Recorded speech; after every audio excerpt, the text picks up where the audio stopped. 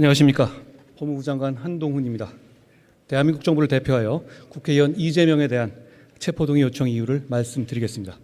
먼저 이재명 의원에 대한 범죄 사실 요지를 말씀드리겠습니다. 위례 신도시 개발사업 관련 부패방지법 위반 혐의는 정진상, 유동규, 남욱 등과 공모하여 2013년부터 18년 사업 시행 세부 계획 등을 유출하고 서로 짜고 공모 지침서를 만들어서 공개 경쟁을 무력화하여 남욱 등 유착된 민간업체들이 211억 원의 불법 이익을 취득하게 했다는 것입니다. 대장동 개발사업 관련 특경법상 배임, 이해충돌 방지법 위반 혐의는 정진상, 유동규, 김만배 등과 공모하여 2014년부터 김만배 등 유착된 민간 사업자들에게 이하 김만배 일당이랑 약칭하겠습니다. 사업 시행 계획 등을 유출하고 공모 지침서를 만드는 등의 방법으로 김만배 일당을 사업 시행자로 선정한 후 그들 청탁에 따라서 용적률 상향 등 이익 극대화 조치를 해줌으로써 김만배 일당이 7,886억 원의 불법 이익을 취득하게 하고 피해자 성남시에 4,895억 원의 손해를 가하였다는 겁니다. 성남FC 관련 특가법상 뇌물 범죄 수익 은닉 규제법 위반 혐의는 정진상 등과 공모하여 2014년부터 18년 자신이 무리하게 창단한 성남FC가 곧바로 부도나서 정치적 타격 입는 것을 막기 위해서 네이버, 두산건설 등 4개 기업에게 구체적 현안 해결 대가로 뇌물 133억 5천만 원을 성남FC에 주게 하고 그 뇌물 범죄를 감추기 위해서 희망살림이라는 단체를 끼워 넣어 범죄 수익을 가장하였다는 겁니다. 이제부터 각각의 혐의들에 대해 설명드리겠습니다. 이 사건은 일견 복잡해 보이지만 사실 매우 단순합니다. 성남시라는 지자체에서 일어난 이재명 시장과 특정 업자들의 정경유착과 지역 토착 비리로서 이미 이 시장의 공범인 다수 관련자들이 같은 범죄 혐의로 구속 또는 불구속 기소되었습니다. 먼저 위례 대장동 개발 범죄 혐의 관련해서 설명드리겠습니다.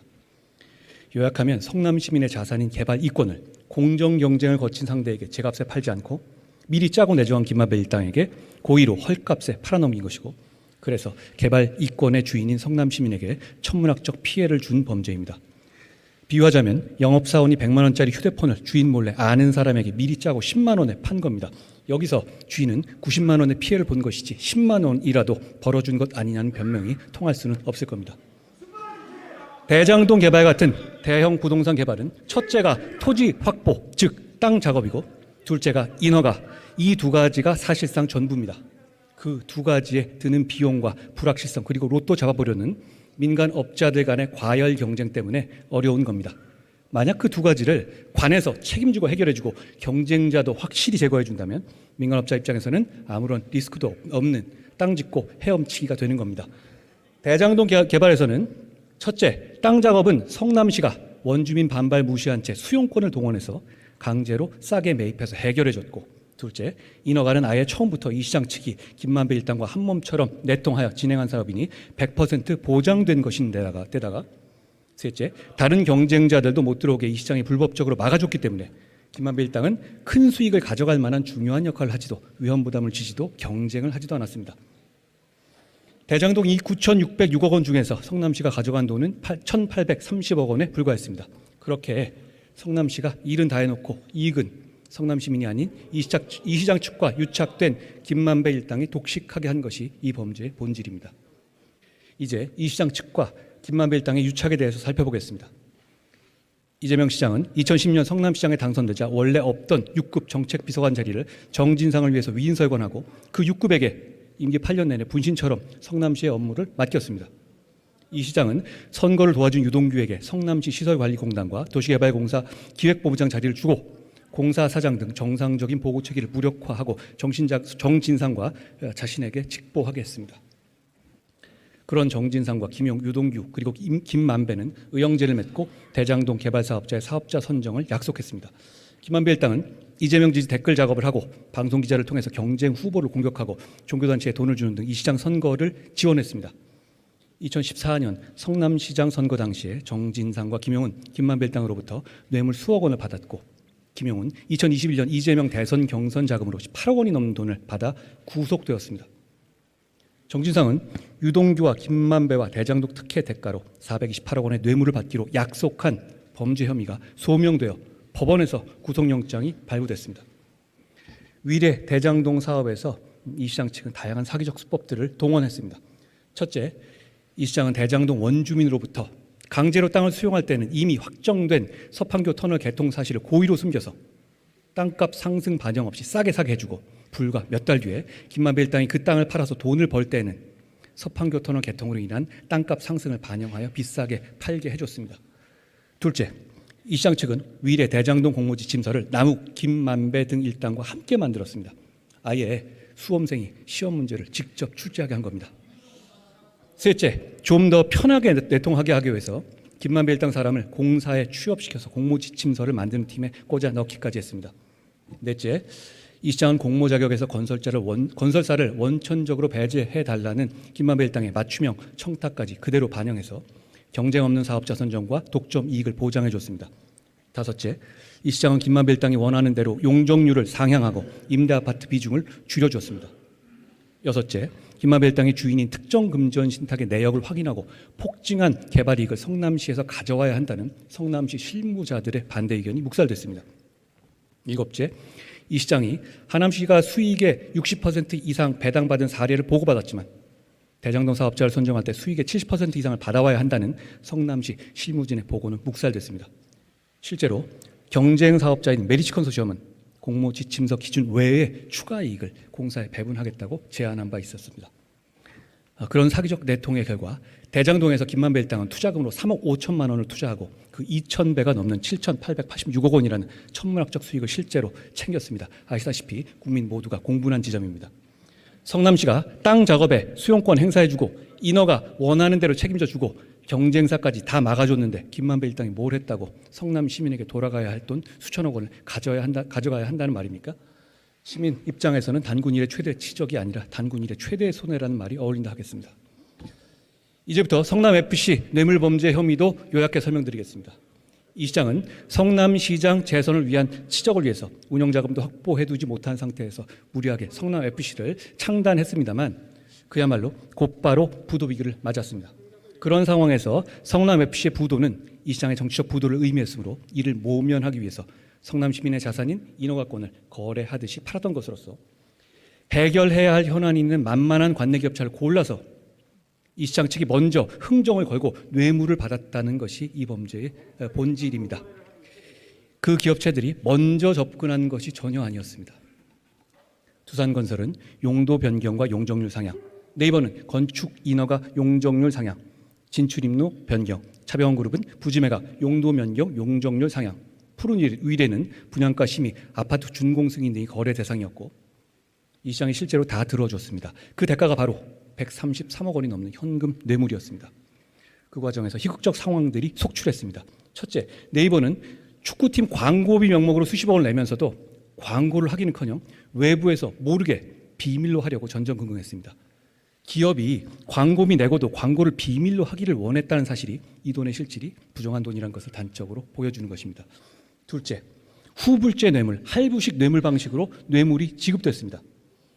기업들이 이재명 시장 믿지 못하고 약속한 청탁을 실제로 들어주는 것을 건건히 확인하고 나서야 뇌물을 지급한 것이었습니다. 불법의 대가성이 이렇게 명확하고 노골적이었습니다. 셋째, 성남FC는 이 시장의 선거 지원과 측근들을 챙기는 용도로도 활용됐습니다. 이 시장은 각종 지지단체나 선거 캠프에서 활동한 사람들을 성남FC의 이사나 감사, 직원으로 채용했고 실제 광고비 모금에 기여하지 않았는데도 급여나 성과금으로 수억 원씩 지급하고 다시 선거 캠프나 정치적 행사, 후원금 모집에 동원하기도 했습니다. 인허가는 사고 팔 수 있는 물건이어서는 안 됩니다. 그렇게 된다면 돈 있고 빽 있는 사람만 인허가를 받을 수 있게 됩니다. 결국 성남FC 사건은 이재명 시장이 성남 시민의 자산인 인허가권을 사유하여 현안 있는 기업들을 타겟으로 노골적인 인허가 장사를 한 것이었습니다. 이런 이 시장의 인허가 장사 결과 두산건설은 토지 매입 대금 대비 40배가 넘는 이익, 즉 126억 원에 매입한 토지로부터 5,493억 원의 개발이익을 얻었습니다. 일각에서는 이 시장 본인이 돈 직접 받지 않았으니 죄 없다고 아직도 주장하지만 제3자 뇌물죄는 본인이 한 푼도 받지 않아야 하는 것이고 한 푼이라도 받으면 단순 뇌물죄가 되는 겁니다. 이제 증거에 대해서 설명드리겠습니다. 이 사건의 특별한 점은 범죄가 장기간에 걸쳐서 공적 외형을 갖춘 채 진행되어 성남시와 그 상대인 기업들에게 범죄 혐의를 입증할 내부 자료, 즉 물적 증거가 많이 남아있다는 점입니다. 그런 방대한 물적 증거들 중에서 극히 일부만을 제가 예시하겠습니다. 위례 대장동 관련입니다. 이 시장은 최종 결정권자로서 김만배 일당의 청탁을 그대로 들어줬고 그 과정에서 직접 보고받고 자필로 서명한 문서 등이 물적 증거로서 다수 확보되었습니다. 한두 개만 예를 들면 결합 개발 타당성 검토 보고서 등은 이 시장이 2012년 당시 출자 지분율 이상의 적정 배당권 확보 방침을 세운 사실, 즉 사업 초기에 이미 개발 이익에 대한 성남시의 충분한 이익 확보 필요성과 가능성을 잘 알고 있었던 것을 보여주고, 위례 신도시 사업 계약을 체결을 위한 사업 협약 체결을 위한 이면 계약서와 이 시장 결제 문서 등은 남욱 등을 미리 개발업자로 내정하고 공모 지침에 반하여 건설사를 사업자로 참여시킨 사실을 보여주고, 이 시장이 가필하고 결제한 서류들과 중간 보고회 회의록 등은 김만배 일당 청탁대로 대장동 개발에서 SPC 방식의 사업 진행, 서판교 터널의 개설과 용적률 상향, 일공단 분리 등을 결정한 사실을 보여줍니다. 성남FC 관련입니다. 이 시장 측으로부터 현안 해결 대가로 거액을 요구받고 성남FC에 돈을 지급할 시기와 액수를 노골적으로 흥정하는 상황이 그대로 기재된 성남시와 기업체의 각종 보고 문건, 회의록, 이메일이 다수 존재합니다. 역시 한두 개만 예를 들면 2014년 네이버와 정진상 회의록에는 이 시장이 성남FC 재정 문제를 고민 중이고 네이버가 직접 성남FC를 후원하는 것을 부담스러워한다는 것을 이 시장도 알고 있다는 내용과 성남시장 임기 내 연 20억 원씩 3년간 줄 것을 네이버에 요구하는 내용까지 담겨 있고, 2015년 2월 네이버의 후원금 지급 일정 계획 검토 등 네이버 내부 자료에는 인허가의 단계에 맞춰서 40억 원을 4회에 걸쳐서 분할 지급하는 후불제 할부식 뇌물 지급의 구체적 계획이 드러나 있습니다. 이 시장은 2015년 7월에는 성남시의 두산에 대한 용도 변경 특혜 의혹이 제기되자 용도 변경해주는 대신에 체육, 문화, 예술 등 지역사회 공헌으로 수십억 대를 지원한다는 글을 SNS에 직접 올렸습니다.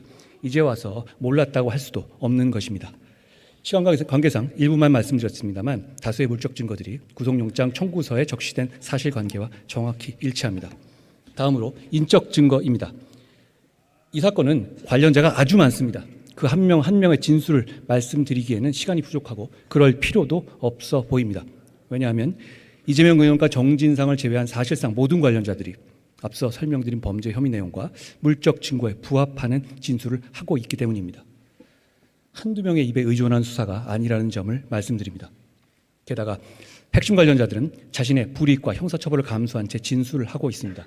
유동규, 남욱 등 업자들뿐 아니라 네이버, 두산 등 기업 관련자들조차 자신들이 뇌물 공여죄로 처벌받을 것을 감수하면서도 진실을 말하고 있습니다. 이 사건들은 처음 법적 판단을 받는 사건들이 아닙니다. 잘 아시다시피 이 사건에 대해서 법원은 이미 여러 차례 불법에 대한 판단을 한 바 있습니다. 2021년 10월 이후에 유동규와 김만배, 남욱 등에 대해서 이 시장의 범죄 사실과 동일한 배임 등이 소명되어 법원에서 구속영장이 발부됐습니다. 정진상은 이 시장의 범죄 혐의 관련 부패 방지법 위반과 뇌물수수 혐의가 소명되어, 김용은, 김만배 일당으로부터 대선 경선 자금 수수가 소명되어 각각 법원에서 구속영장이 발부됐습니다. 그 밖에도 이 시장 범죄 혐의와 관련하여 최윤길, 정영학, 정민용, 주진영, 정재창 등이 기소됐으며 성남FC 관련해서 두산건설의 대표와 성남시 공무원도 이 시장에 대한 바로 이 범죄 혐의로 기소됐습니다. 게다가 얼마 전에 김만배는 두 번째로 구속됐습니다. 범죄 수익 은닉, 즉 이 사건 대장동 개발 사업 관련 배임 등의 범죄로부터 발생한 수익을 은닉하였다는 범죄 혐의가 법원에서 소명된 겁니다.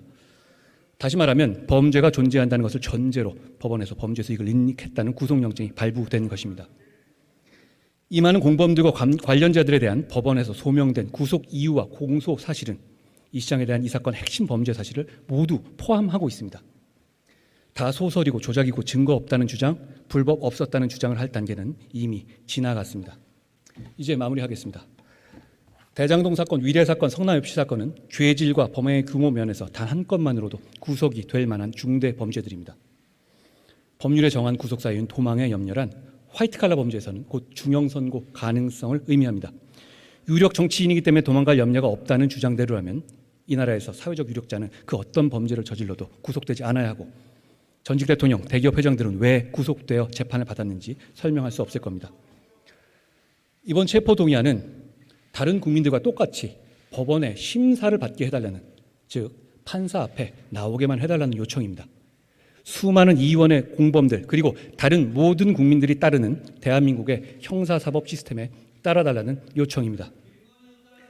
제가 지금까지 설명드린 어디에도 민주당 대표 이재명의 범죄 혐의는 없습니다. 오직 성남시장 이재명의 지역 토착 비리 범죄 혐의만 있을 뿐입니다. 어떤 결정이 2023년에 대한민국의 상식과 법에 맞는 것인지 우리 모두 알고 있습니다. 국민들께서 지켜보고 계실 거라고 생각합니다. 감사합니다. 한동훈 법무장관 수고하셨습니다. 이 안건과 관련하여 신상 발언 신청이 있습니다. 이재명 의원 나오셔서 발언해 주시기 바랍니다.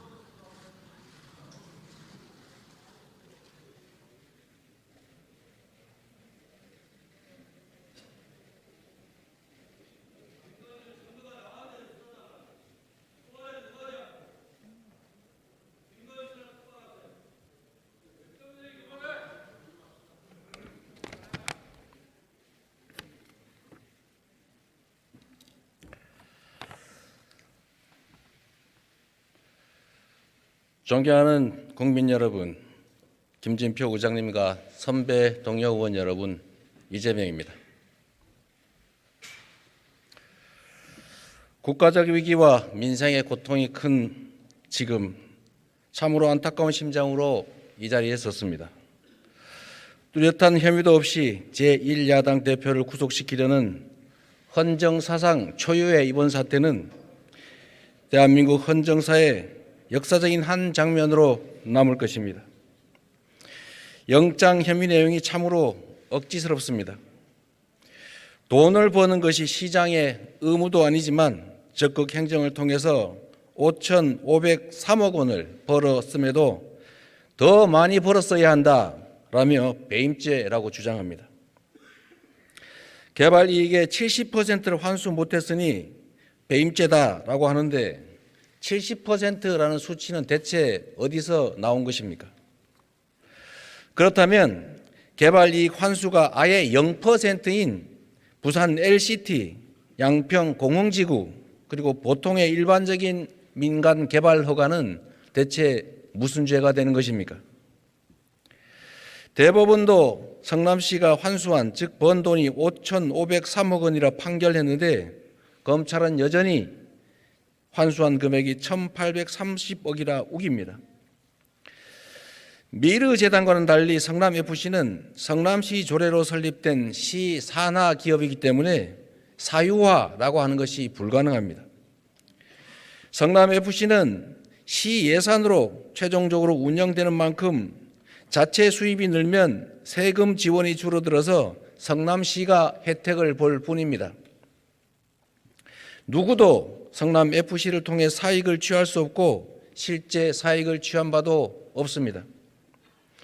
기업 유치를 위한 성남시 행정은 모두 적법하고 정당했습니다. 시 예산으로 운영되는 시 산하 기업의 광고 수입이 어떻게 뇌물이 될 수가 있습니까? 50억 클럽은 면죄부를 주고 도이치모터스는 수사하지도 않는 검찰이 이재명은 반드시 잡겠다고 검사 60여 명을 투입해서 근 1년간 그야말로 탈탈 털고 있습니다. 저를 겨냥한 압수수색이 보도된 것만 332차례, 윤 대통령 취임 후 매일 한 건 이상입니다. 공개 소환도 3차례나 했지만 모멸감을 견디며 모두 응했습니다. 죄도 없이 저와 안다는 이유만으로 압수수색에 소환 조사를 받으면서 힘들어하는 주변 사람들을 볼 때마다 참으로 미안하기 그지 없었습니다. 수사가 사건이 아닌 사람을 향하고 있습니다. 목표물을 잡을 때까지 하는 사법 사냥입니다. 그런데 검찰에 목이 잡혀 궁박해진 이들의 바뀐 진술 말고는 그 장기간에 대규모 먼지털이 수사에도 아무 증거가 나오지 않습니다. 오히려 1,000억 이상을 추가 부담시켜서 업자들이 욕을 하면서 반발한 사실이나 정영학 녹취록 내용 같은 무죄의 정황만 차고 넘칩니다. 무죄 추정 원칙, 불구속 수사 원칙은 차치하고라도 소환 요구에 모두 응했고 주거 부정이나 도주, 증거 인멸 같은 구속 사유도 전혀 없습니다. 영향력이 큰 제1야당 대표라서 구속해야 한다는 등의 해괴한 억지와 정치적 선동 언어만 가득합니다. 존경하는 선배 동료 의원 여러분, 권력자가 국가 위기와 국민 고통을 외면한 채 권력을 사적 이익을 위해 남용하는 것은 주권자에 대한 배반이고 민주공화정에 대한 도전입니다. 주권자를 대신해서 국회가 내릴 오늘 결정에 대한민국 민주주의의 앞날이 달려 있습니다. 법치의 탈을 쓴 정권의 퇴행에 대해서 여러분께서 엄중한 경고를 보내주시기 바랍니다. 존경하는 국민 여러분, 아무리 깊어도 영원한 밤은 없습니다. 매서운 겨울도 결코 봄을 이길 수 없습니다. 진실의 힘을 믿겠습니다. 그리고 국민과 역사의 힘을 믿겠습니다. 고맙습니다.